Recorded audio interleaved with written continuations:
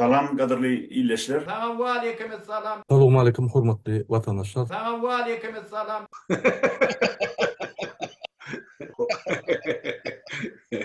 Şu arkadaşlar orada kaçıp gelen oğurlar, cümrüler, önkü deputatlar, önkü ornatör ministerler, önkü ministerler, at oğurları, eşe oğurları, it oğurları, şolar diktatoran ilkinci kerpicini koyan adamlar. Yine Türkmençilik katı doğraydı ya. Ceza verecek olsam, türmet alacak olsam, diktatörden öngürtü şol adamlara suuda verip şoları ilki bilen türmeye batmalı.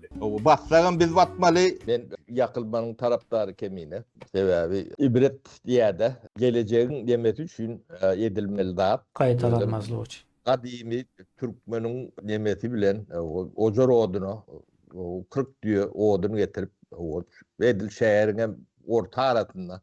Bulongom tani 100 bolsun, 1000 bolsun, 10 000 bolsun tapawdy ýokdur. Yakmalylar sebebi. Bolmasa bu zatlar ýene de gaýtalanlar. O ömür uzakdır, udyýunlar. Ibretli üçin bunu hökman edilmeli. Yakılmanla da şoňa meňdeş bir zat bolmalydyr. Ben şoň tarapdary, onuň karary millet alar, meclis alar, gurucu meclis alar, kanun çykarýanlar alar. Men şoňa elim galdyr, olary yakmaly sen özüm Guromoçudan bolup beren bu odunuňy ne maňa 20-30 ýany men getiren 10 ýany men getiren ýa nemeler bar. Ne körlem bar ne şoňa getiren oduny şeýeriň orta arasynda ýüşürip şulary mena yakmalyp neme diýen kemine. Buna hamimi ýüreginden nemenden aýdýan. Ana şonu ýurtda diktatör ýan gaýtışmaýar ýa-ha döremez asla. Dörerse de uzak häkimet başynda saklanyp dilmeli. Oğurlar, cümrüler, korrupsiýerler şu häkimetin başynda oturanyň daşyna ele uğraşyp ýörler. Ýöne ol oğurlarym haçanla oğurlap ele düşenlerini, türme düşenlerinden soň onuň para berip daşary ýurda gelýärler. Şu gelen adamlar, günmatara münafik bolup gelenler, öýtmeň adamlar, şu öňkü deputatlar, öňkü ministerler, ornatör ministerler. Bular para berip gelýärler günmatara. Şoň üçin bular YouTube'a çykyp lakkyllanlaryny bir zady bilip goýun. Her bir günmatara gaçyp atan adam perişde däldir. Men mali işle pul bilen işlenýän ýerde hiç wagt o wezipede işlen adam däl. Ben bir Türkmenistanyň prezidenti däl. Ya ullokan wezipem ýok. Hiç wagtym. Oň fiýinine namaz okap bolmaz. Olar dine allap ýygyna dolanyp halkdan öň talap bilmedik zatlaryny talama dowam etjek bolýarlar. Şoň üçin giýje ünlü TikTok'da, YouTube'da lakyllaşyp otyrlar. Bir göreşip ýörkak mundan 30 ýylyň ya 35 ýylyň olan hemmeti oğurluk edip ýördi. Bididunçuluk edip ýördi, jinayet edip ýördi. Niýazy gulluk edip ýördiler. Bertoň Berdimuhammedow gulluk etdiler. Şol döwürleri gizleme üçin olar öňden göreşip beren adamlaryň üstüne allygyna tökmet atýarlar. Häzir bolan adamlar. Выступая на заседании Кабинета министров 10 июня 2005 года, министр нацбезопасности Ашер Мухамедов заявил, что на сегодняшний день уже обнаружено около 188 миллионов долларов, незаконно присвоенных Еллой Курбанмурадовым и Мурадом Курбановым, которые они держали на двух частных счетах в иностранных банках. Bizim şoň içinde işleme ýa-ni zatka bermeli bolýar. Oğurluk etmeden, para almadan, para vermeden ya cenayete girmeden. Şert dörediler, yörüdü ya sen oğurlamalı, türme etmeli, sonra tutup elindäkin oğurlanmaly ya da sen bir para almalı, o paranın gelip sonra yine de elinden alýar. Soň türme bilen oturýar. 2 года в правительстве, 13 лет в оппозиции. Авды Кулиев. Минсельхоз выделял для этой цели 2 миллиона рублей, а российская нефтяная компания, распоряжающаяся сибирской нефтью, отпускает нефть по выгодной цене. Деньги Минсельхоза вначале находились на счете компании «Лидер», хозяином которой являлся заместитель министра сельского хозяйства Сапар Бакшевич Iklımov. Opozisiya hakkında ne Saparağa Avdkuliyev barada aytıp geçdi. Yaman bol bir maglumat verdi. Geçenki çıkışımızda. Avdkuliyev 1993 ýylda Saparağanyň ýanynda baran wagtynda opozisiyada harpam ýok adamdy. Biznesmen bolup gelýär. Opozisiya däl o wagtlar. Hiç ýyl. Ve kardyna pul soraýar, nebit satjakdy. O da orsun şo döwürki rublundan berýär. Şo döwürki hasap bilen hasaplanyp $2 milyon hem kän bolýar diýdi. Awduklyf men biznes etjek diýip Saparklyfdan pul karda alýar. Bolýar diýär Saparklyfam men diýär sana berilmäle ýagdaýymyz bar. Yardım etjek diýär, kömek etjek berje. Ýöne berenligimiz hakynda şunu anlaşmamyz hakynda ýazyly görnüşde neme dokument neme del taýýarlanýar. Bolýar diýerler, o dokumenti ýazyşýarlar, gol çekişýärler. Sonra da bunu hiç yerde aýtmalar edýärler. Awduklyfyň öýdem. Hiç yerde aýtmalar, hiç kime görkezmerler. Bir ikimizin aramyzda galmaly bolýar diýär. Ýöne Saparaga burun Sapar Seýidow çagyrýar Saparklyfy. Sonra stolun üstünde şol Awduklyf bilen gol çekişen kağızy dokumenti dur. Sapar Seýidow kim? Şo döwürki mehemanyň başlygy. Indi seredin oýnalýan oýunu indi şu wagt nähillek nemeler oýnadylar şondan sonra Awduklyfy opozisiýoner etdiler. Ýani kembaň öz çykaryp sonra da Saparklyfyň üstüne opozisiýany organizawa edýän ýani para bilen üpçün edýän adam diýip aýyplama ýüklediler. Bu düýpden bäri planlaşdyrylyp gelýän da bu adam erbede adam oýunlary nerden gelýär? Awdukly pulunu aldy. Awdukly pulu näme edipdir? Halmyrat Söýnowyň aýdyşy boýunça Awdukly Moskwanyň iň gowy ýerinden 2 sany öý satyn alýar. 3 komnatlyk. 3 komnatly 2 sany öý satyn alýar iň gowy ýerinde. Şo pul alandan soňra. Bu bir. İkinciden Halmyrat aganyň ýanyna aýdýar. Awduklyf, Halmyrat sen şu Saparklymdan häzirjek bol Saparklym mafiýadyr seni öldürjek bolýar diýär. Bu iki. Halmyrat aganyň aýdyp beren gurulary bu. Men ömden tapamam. Indi bugünkü gün Akbel Sapar näme diýip ýükleýär? Saparklym ogry diýär. Däti ogry Awduklyga $2 milyon pul beripdir. Saparklym Türkmenistanda wagty. Owa gozoluk ministeriniň ornbasary bolup işläp gören wagtlary. Soňra o beren puly özleriniň lider atly şirketleriň üstü bilen geçirýärler. Moskvadaky gurulan o şirketiň hem girdisi ýene de Türkmenistana gelýär. Onuň öz taryhyny öňkü çykyşlarynda aýdyp berendir Sapara. Indi şeýle bir sorag çykýarda söküp pul alan söz berip ondan sonra sözüne durman pulu ýygyna bermedik. Üst sözüne de arkasından tökme datan adam, bu adam bolýar. Bir ýerine kömek eden, risk alıp, bir ýerine kömek edip pul beren, ýöne beren pulunu ýygyna alyp bilmedik. Adamam erwede adam bolýarmy? Bulun men ogurlandan, pay bolandan hiç gözüm nemem yok. Halmyrada bir halkyň geleceğini göz görteli yok bolup dukan bunu beýtmek bolano Halmyrada. İmtihan bolsaň bolano. Çalaja dynlyk ýalyk ahlagyň ba bolsa, bir nemäň ba bolsa, bir wujdan ýa-da ýa-da insanlyk diýilýärmi, şondan kokusy bolsa bu zatlar edip bolanokda. Mümkün däl. Maňa da ýarlyk ýapyşyny bu ýarlygym düýünü öňüne çendiler gaýryp berenler bardy şolong eline gowy. Ogurdur da bürokratdyr, nomenklaturadyr, ýeni wurdatdyr diýilen ýarlyk bilen. O dokusy bar, döwlet ýykdylar da. Pudoklary ýykdylar. O bir pudogum däl o taýdy. Ýöne olar dogry adam, bu köpüs gahrman bolup beler. Men şoň üçin Türkmenistany elik alan tutýan, dili urlayan ekrana çykyp ýani medyan adamlary itten beter ýigrenýänler. Bularda hiç tat yok. Ne namus, ne ar, ne neme. O yazıcı diyenem, yarım yazıcı, şahir diyenem, idil neme del, jurnalist diyenem, jurnalık, beyleklerim jurnalıkta. Şu atları bir görüp, bu ne eylek beyle diyidirecek de olur. Şunu 30 yıllar deyip bilmediler. Gaytam elimden tutunayalık bu oğur diyeler. Tanıyan yalık edip diyeler ödüler. O ödülerinin yağdaylarını seyredin. O ne etip görürler. O duruşunu yalan, o cemiyeti duruşunu yalan deme diyorlar da. Cemiyet çok için Halmyrat hiç kimanına nokta. Sebebi siyasetçi demek, yalancı demek yalak bir sinonime uğurlu da. O siyaset bilen meşgul olayan olsun, yalan söylemeliyle de. Ben yoksa yaparım aydandan neme bilen. Yine halakka bilen, o beyleki aykizdun. Şulong yalanı, şulong cehaleti, bir Muhammed bukudan ya da Niyad bukudan ya da onun oğlun kudan az mekan binde deneştik gün. Cahil, yalancı adamlar son aşkız olayandır. O aşkız bolon son siyasete var yandılar. Siyasete aklın olman siyasetin içinde. O sen işin ne? Sen halkın önüne düşüyor. Oğlun için varlayandır siyasete. Yurt düzeltmek için varlayan nedir? Yurt düzeltmek için baryan adamlar bilirler, profesyoneldir. Olar onun şuları var, burada durmalı oluyor da. Dem şunundan sebebi ehli siyasetçiler yalansa. Bilmem ki doğrusul olmalı. Tek töwerüngde ne siyaset bulur, siyasetçi. Bilen, siyasetçi diye de ben. Kalmırat siyaseti bilen ok, men bilyen diye de. O beyleki aykızdı onam jurnalı. Bular hiç tat bilen ok, men bilyen diye de. O cahilliğinden, o ağzından iki söz çıkanını görünüp durur. O bulun çıkışının büyük sebebi şu halkı, yani şu dağıtlardan ürküzmeli. Şo tökmet diýilen zat ýönülüge atylýan nädir?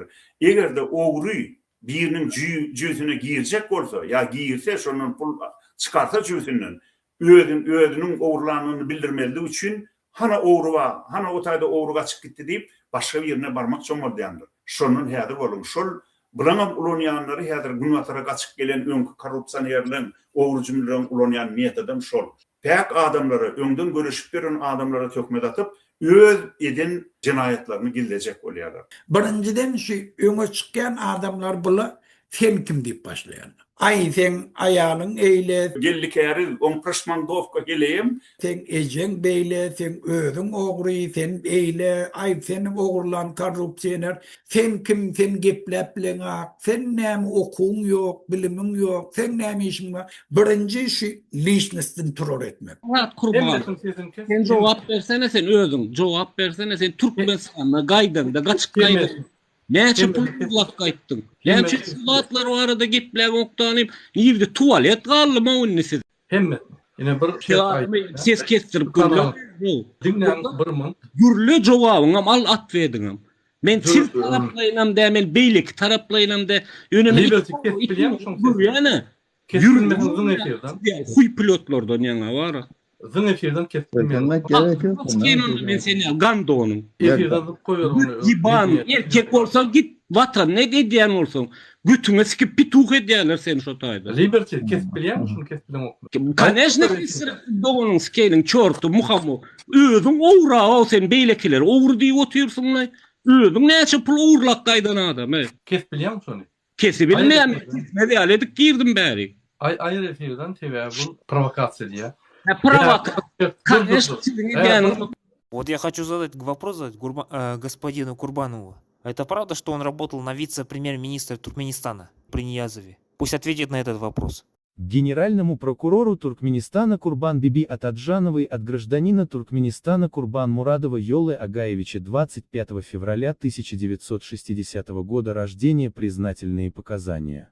Я, Курбан Мурадов Йолы Агаевич, в период работы с 2001-2003 года и в первой половине 2004 года в должности заместителем председателя Кабинета министров Туркменистана курирует топливно-энергетический комплекс страны, используя свое служебное положение в составе преступной группы, а именно, председатель корпорации «Туркменнефтегаз» Ильяс Махтумович Чирыев, государственный министр, председатель государственного концерна «Туркменнефть» Сапармаме Туркудович Валиев и бизнесмен, владелец коммерческого банка «Сенагат» Мурат Клычевич Курбанов путем предварительного сговора и мошеннических действий, в интересах иностранного государства, нанесли Туркменистану значительный ущерб, похитив 48 миллионов 413 тысяч долларов США. Для осуществления своих злонамеренных и мошеннических действий с целью нанесения ущерба Туркменистану, и в целях сокрытия преступных действий нами была искажена статистическая отчетность, представленная Институту Туркменхасабад и Министерству финансов Туркменистана о реализации нефтепродуктов на сумму 2 миллиарда 680 миллионов 926 599 долларов США. Фактически за этот период было реализовано нефтепродуктов на сумму 2 миллиарда 729 миллионов 341 тысяча 500 долларов США. Как я написал выше, разницу в сумме 48 миллионов 413 тысяч долларов США мы поделили между нами, членами преступной группы. Указанные мошеннические действия по отмыванию денег мы проводили по инициативе М. Курбанова, через принадлежащий ему коммерческий банк «Сенагат». Часть отмытых денег была переведена в Израиль на один из банковских счетов гражданки М. Кудратовой, которая является моей любовницей. Признаю, что, продолжая свои преступные действия путем превышения должностных полномочий совместно с бизнесменом М. Курбановым, мы совершили измену государству, похитив государственного имущества на сумму около $100 миллионов США. Свои преступные действия мы осуществляли через фирмы, подконтрольные М. Курбанову, заключая фиктивные договора по закупке зерна из Казахстана, реализацию туркменских нефтепродуктов и электроэнергии в соседние государства. Для осуществления поставки зерна фирме М. Курбанова под гарантию Внешэкономбанка Туркменистана был выдан Эксимбанком кредит на сумму $600 тысяч США. Часть кредитных средств была нами похищена. Другая часть также была похищена мошенническим путем, именно путем смешивания муки из высококачественного казахстанского зерна с мукой из низкокачественного туркменского зерна. Поддельная мука была реализована населению. В результате фирмами М. Курбанова не уплачено налогов на сумму $20 миллионов США, тем самым нанесли ущерб государственному бюджету. Часть похищенных средств находится за рубежом на банковском счете бизнесмена М. Курбанова. Я полностью признаю свою вину и готов понести наказание. Мною в доход государства для возмещения ущерба возвращено 20 домов и квартир, 18 автомашин, а также 4500 овец и 28 коров. Я полностью осознаю, что совершил недостойный поступок и предал свою родину. Я раскаиваюсь в совершенном преступлении перед туркменским народом, перед нашим отцом, великим Туркменбаши. Чистосердечно признаю, что своими преступными действиями через предварительный сговор в составе преступной группировки нанес непоправимый ущерб независимому и нейтральному Туркменистану. Готов понести любое наказание и прошу великого Сапармурат Туркменбаши о снисхождении и простить меня за нанесенный вред нейтральному Туркменистану. Söz azatlığı deyip ortaya çıkan adamlar var da, biz jurnalist diye, neyme diye, şoları bir iki söz aydayın. Birinciden siz hiç bir pok der. Jurnalist değilsen onun hem şovulçu liydin oluyor. Türkçe tercümesi doğru attırdılar. Siz men jurnalist deyip adamları tökmede atıp, o cinayettir. Jurnalist demek, şovulçu demek. Türkçe. Häzirki wagtda Juniyav döwründen gelýän Gowa Merwet adam oýunlary häzirki wagtda ekranlarda oýnalyp gelýär bu oýunlar. Kimler tarapyndan oýnalyp gelýär diýilen sorulşykka orta. Elbetde Türkmenistanyň şu wagtky goşadyrnak içindäki hökümetiniň ya şu wagtky goşadyrnak içindäki hökümet tarapyndan döredilen oppozisiýa diýilip atlandyrylýan ve şu oppozisiýanyň içindäki bar adamlaryň üst kömegi bilen. Ol adamlarym kimler? Allamran Rahimov we Akbel Sapar. Şol ikisi tarapyndan häzirki wagtda oýnalyp gelýär.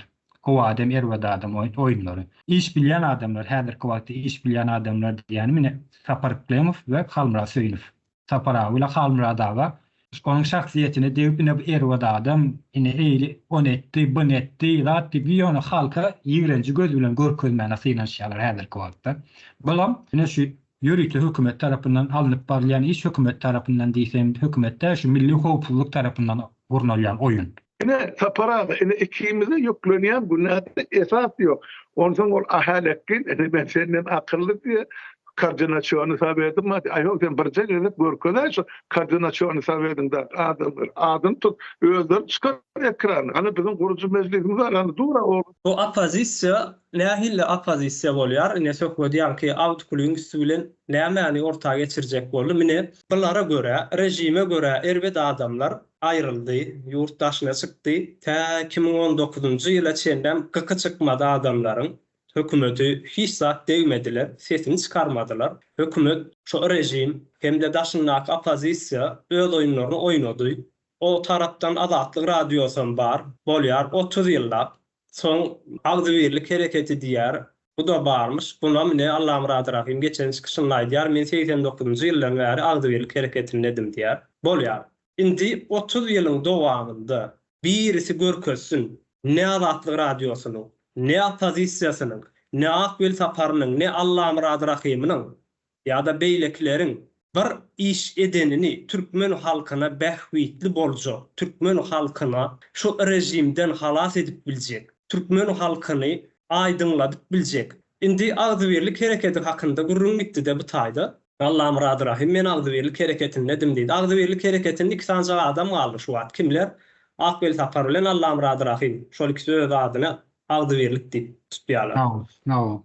Indi buların başlıkları vardı. 2 tane adamda Halmurad ağa da şoň içindedi. Ýalňyş mı? Halmurad ağa indi seret men näme getirjek bolýan bunu ayrıldılar. Ýani dağa Agdybirlik hereketi doğru değil mi? Agdybirlik hereketi 2007-nji ýylda dağady. Indi buların yol başçylary var. Yol başçylary Hudaýberdi Hallyýewmiş ol. Hudaýberdi Hallyýew şu wagt Akbel Saparyň öňkü başlygy. Näme üçin Hudaýberdi Hallyýew bilen Akbel Saparyň arasy bozup biri-birine iýajek bolýarlar. Düşman Agdybirlik hereketi ödem senin başlygyndy. Näme üçin gellikäri çykyş edip şular gollany? Iklima falany olny bütün Türkmeni ýakmaly otlamaly boldy. O öňe çykany o başga niýet bilen çykyş edip boldy. Ýöne Halmurad men siyasi, men halkın önüne çıkan adamı, men parlamente deputat boldum. Inni aktivistler alıp gidecek bol otika sesini çıkarana. Näme sebäp? Sebäbi bir zat Murad ağa. Sebäbi şulaň ýerine Hajiýew bilen Orazykdy.